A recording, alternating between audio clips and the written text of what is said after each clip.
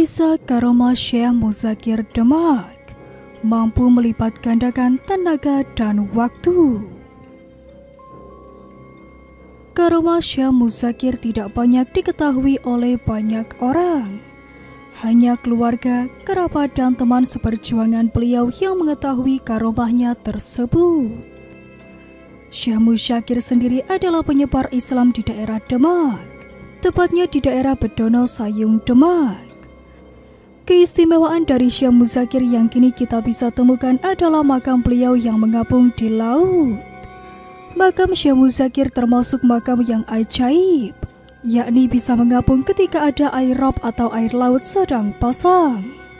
Sebagai seorang ulama penyebar Islam di tanah Jawa, Syekh Muzakir dikenal memiliki banyak karomah yang tidak dimiliki oleh sembarangan orang.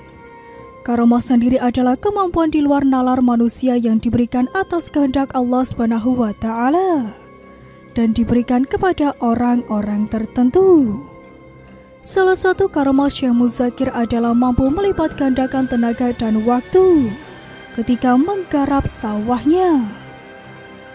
Seperti dikutip dari bondowosonetwork.com dari kanal YouTube Pupung Widya Purnama, berikut ini adalah kisah karomah Syekh Muzakir.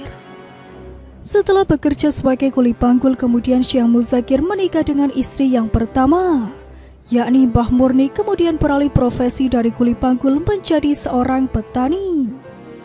Usaha pertanian yang dilakukan oleh Syekh Muzakir terbilang cukup baik, sehingga membuat kehidupan beliau saat itu bisa dikategorikan cukup mampu dan memiliki sawah yang sangat banyak.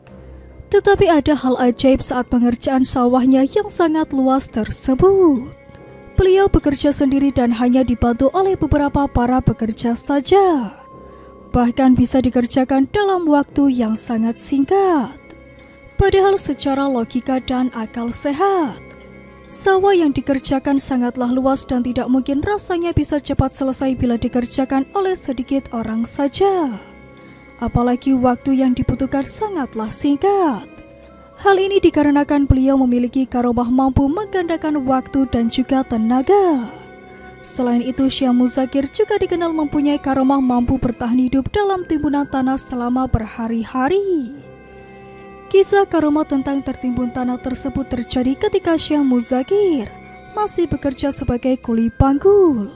Karena pekerjaannya yang cekatan dan giat dalam bekerja, Syekh Muzakir disukai oleh atasannya yang membuat iri rekan kerja yang lain.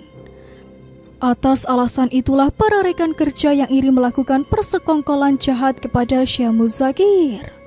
Hingga suatu saat ketika Syekh Muzakir melangkah, ia didorong hingga masuk di sebuah lubang, kemudian ditimbun dengan karung yang sangat berat selama berhari-hari.